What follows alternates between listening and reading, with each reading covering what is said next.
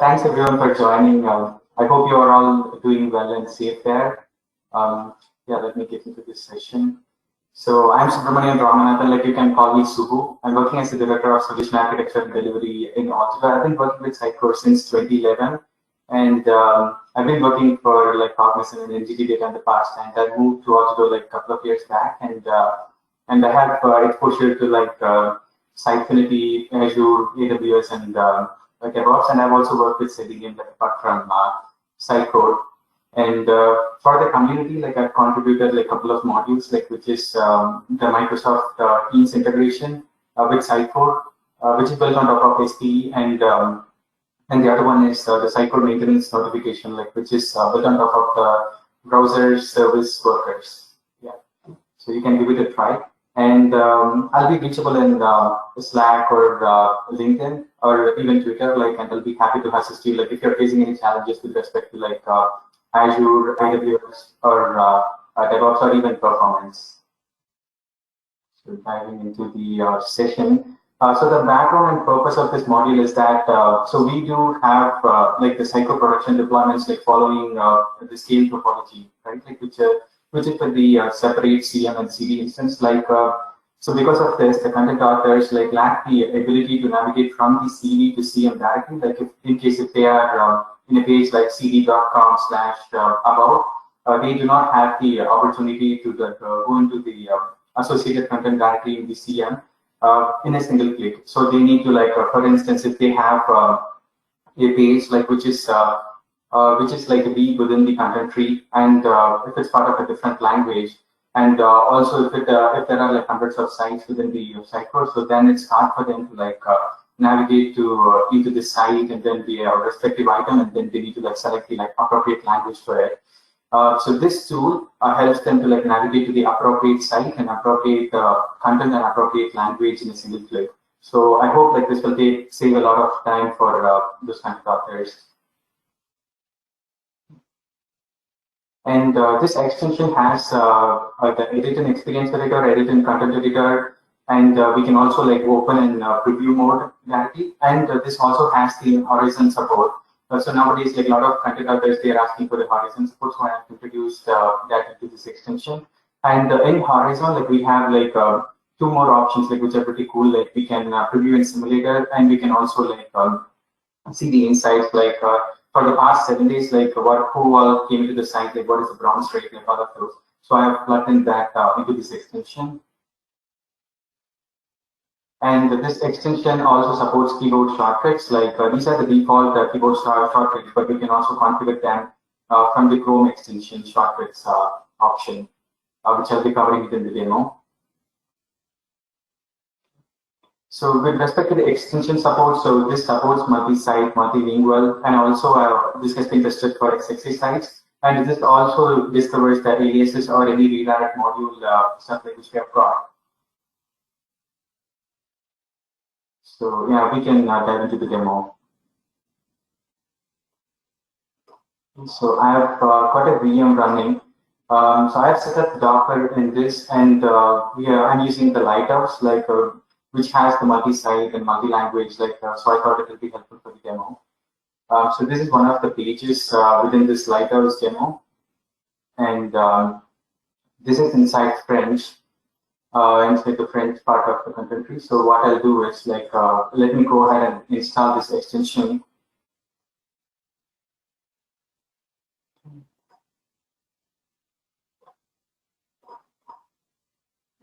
So when you try to install this extension, this is a general disclaimer from the Google because the extension actually reads the CD URL, which is used by the content author, and because it has to read the CD URL so that it can take the user to the appropriate content in the CM. So that's why this disclaimer is coming. Otherwise, nothing else.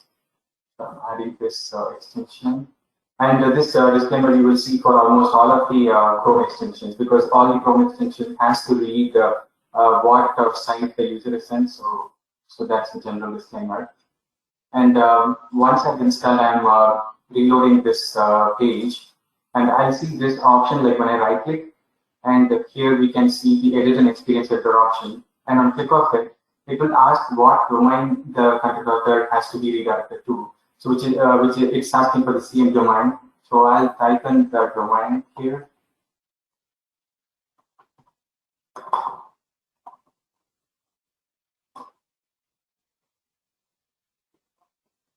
So once the domain is entered, it will automatically take to the experience editor of this specific page. And when I come back here, so it won't ask for that again. And when I click on edit in content editor, it would take to the appropriate location in the content editor. So we were actually under the at home under inside healthy eating. And so if we go in here, like we can see the same content part, and it has taken to the French language. And this is a multi-site implementation, like we can see other sites, and it has detected the site automatically. So this auto site detection is actually a Sitecore feature, which we are leveraging. Like I'll cover it in the high-level design in the next slide. And the next option that we could see is the horizon. So this horizon has a different host. So the extension actually takes to that specific host. And also horizon requires the site name as well. So we are appending the site name automatically here. So Sitecore has this capability to detect the site automatically. But there are certain issues with that, which is obvious. So when we see, when there are like two CD sites which are connected to the same CM instance, let's say like there is cd1.com and cd2.com, which is connected to the cm.com, then in case if we have a single, if we have a page which is following the same path in both the sites, so it might be something like cd1.com/about and cd2.com/about. And when this extension redirects the user to the CM, then the CM must understand like which site the user must be taken to, like which site theming or which site's styling that the experience editor or the horizon has to apply. That has to be understood by the CM side. So that's why we are updating this AC side. So this is happening automatically in case of the lighter site. The reason being like we're using this lighter site actually uses the same domain for the multi-sites as well. So here we are in the lifestyle side, and if I want to like go to the other side, which is like cd.localhost/financial. So this is the other side. So it actually follows the same domain name. So that's why like we were not requiring to specify any additional parameters for this extension. But in case if we do not follow the same domain name for a multi-site implementation, then we would be needing to specify this additional settings here.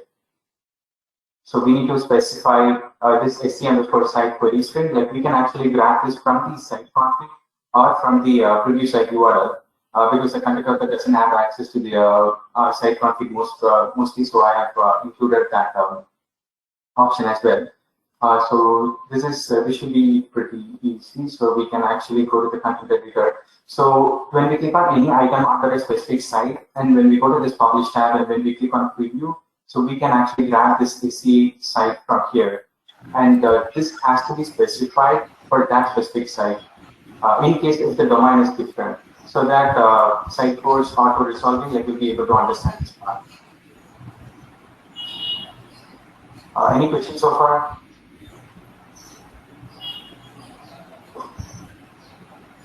Okay.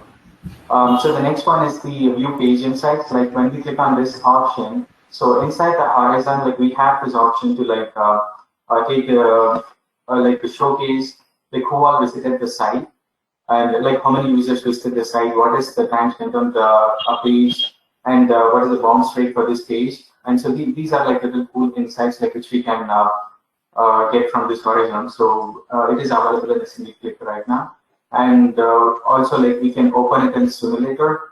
So here the content author can see like how the page looks like. So usually the developers like we use the emulator feature, but the content authors like they might not be needing to use that because they are going to change only the content. So this feature would be helpful for them, and so they can also see like the landscape and things. And otherwise, like in case if the content author has configured the URL by any mistake, like you can actually change this URL, or he can also like remove this here. Otherwise, like we do have the instructions options, like which covers almost everything which we discussed here. So there is one more thing here. Like I'm actually marking it with a tick mark, like in case if the site is configured with this edit assistant, so that the content author will be able to understand it's configured. Yeah. So that's it for the demo. Let me move on to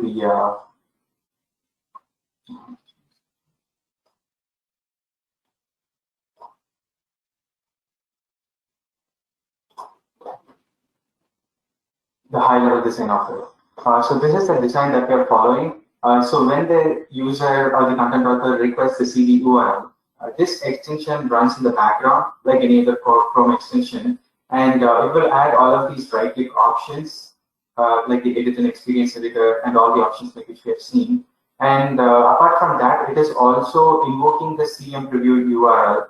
And the reason for this is like we need to know the site, and the extension has to detect the site and the item ID and also the language automatically, right? So that's why like we need to like make a background request to the CM URL. And once the request is made, in the CM URL, like we can actually read the SC item ID, SC language, and SC site from the hidden values, and that is getting stored into the local storage. So this is the first section of it. So if I go to this demo again, when I actually open this in the preview mode, and if I go to this inspect element, so here if I search for like AC item ID, so here we can see this hidden values, right? So this is how like Sitecore detects the site item ID language based on the URL, and it is getting stored here. And the reason why we need to get this is like when we are trying to like redirect the user to the preview mode or edit mode, it shouldn't be hard. Like we just need to like change the CM localhost, and then like we need to append this query string.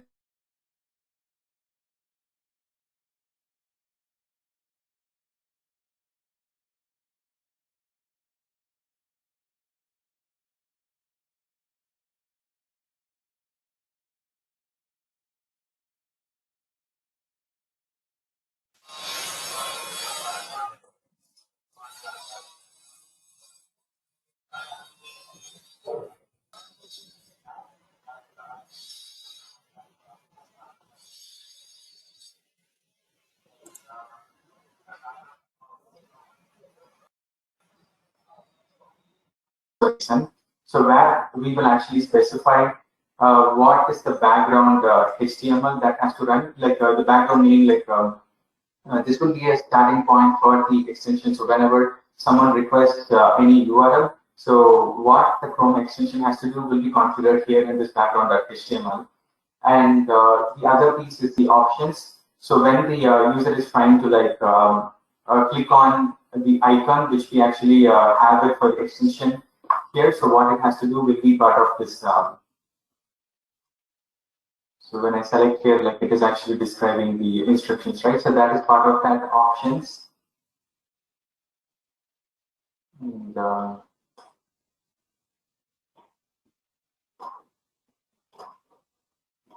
so these ones are the browser actions, like which will actually tell the browser like, what it has to do if someone actually clicks on it. So those type of things, and we are actually showing like a certain default icon. So that is getting configured here. And here, so we are actually telling like what all the like we have within this extension, and this extension, the background, like should be able to like access all of these. And if we are like accessing any external URL, that has to be specified in this. So we are not accessing any external URL, or like we are not like taking any data out. So that's why like you're seeing only like the internal URL here. And these are the commands, like these are the shortcut commands. So let me cover this shortcut commands as well. So when we select this,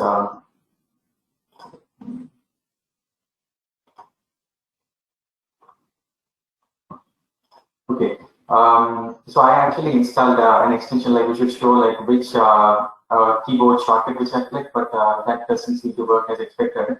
So when I click on like Control Shift X, it is actually taking me to the experience editor here. And when I actually like press Control Shift E, it will actually take me to the content editor. So these are the keyboard shortcuts, and that can be configured from here.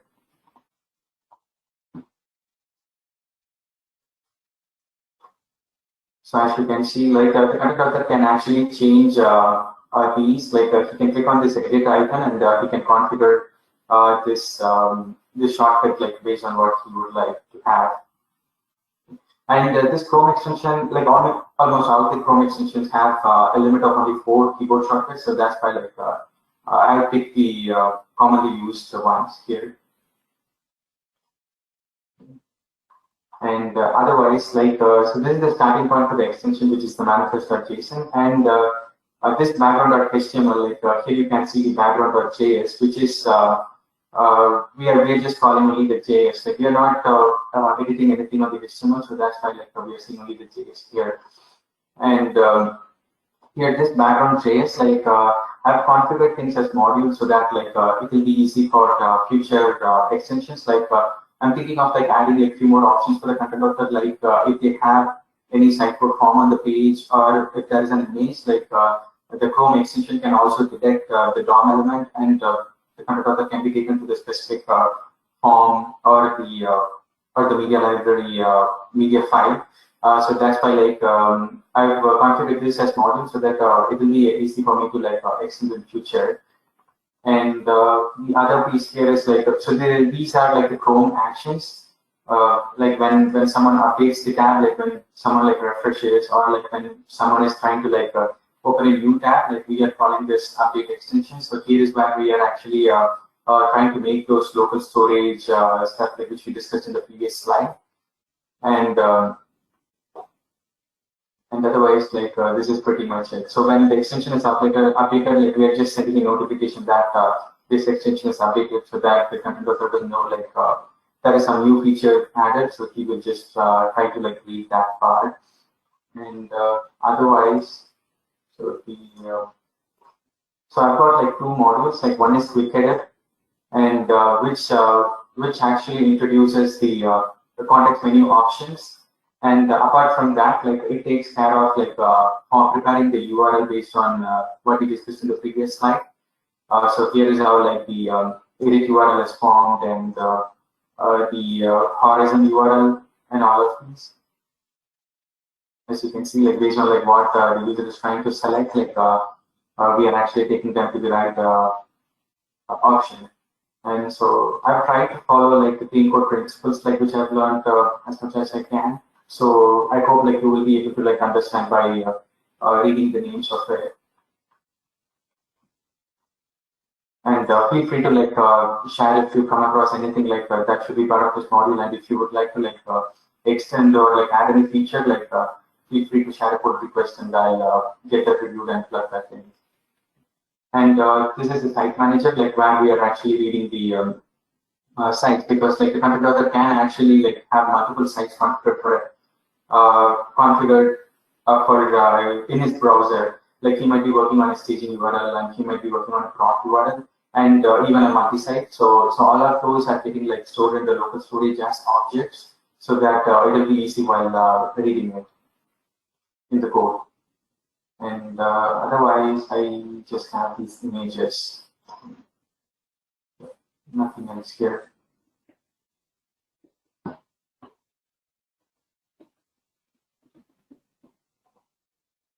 So, any questions so far?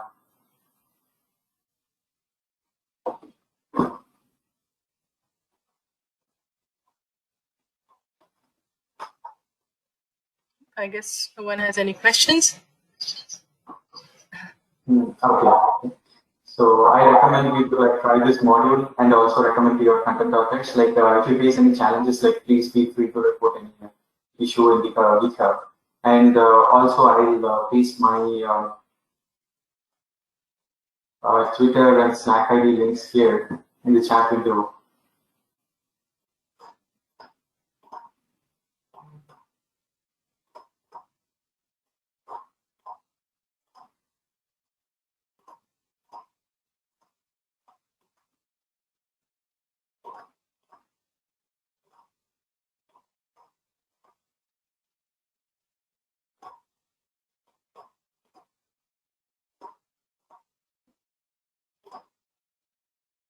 Yeah, I think like I'm unable to chat for some reason. Yeah, it's fine. So maybe like I think like once I stop chatting, I'll be able to like paste that in. Yeah. So otherwise, I Yeah. have like one more announcement. Yeah. No, I was just gonna say I'm gonna link it through on the SUG Bangalore, the page that we have. So I'll add your Oh, okay. Twitter ID as well there. I think your LinkedIn profile is already linked through. I'll add your Twitter as well, so anyone who wants to reach you through that can do that. Hmm. Go ahead. Okay, sounds good. Yeah, thank you. And I've got one more announcement. Like, so we are working to like start a new user group here in Atlantic Canada. So this Atlantic Canada actually covers like 4 little provinces on the top right of Canada, which I've highlighted here. And please do join this meetup group, and so that you will get notified of like any events that's happening. Like we are planning to have our first meetup group like next month, and also like submit a session. Like in case if you have any session or if you have any suggestion, like please do submit a session here, and we will work to like get that scheduled. So that's it. All right, cool. Yeah, So thank you so much, Subbu, for taking the time to present for us. It's a pretty interesting tool that you have out there. Looking forward to using it at some point. sure. Thank you. All right, and good luck for your user group. Sure, great. And Thank you. all right, thank you so much for presenting for us, especially on a Saturday morning. Thank you everyone for joining. We'll be sharing the recording of this session on our YouTube channel as well. So thank you everyone. We'll wrap up now. Sure. Thanks everyone for joining. Have a good weekend. Bye. Bye bye. Thank you. Bye bye. Have a nice weekend. Thank you. You as well. Bye bye.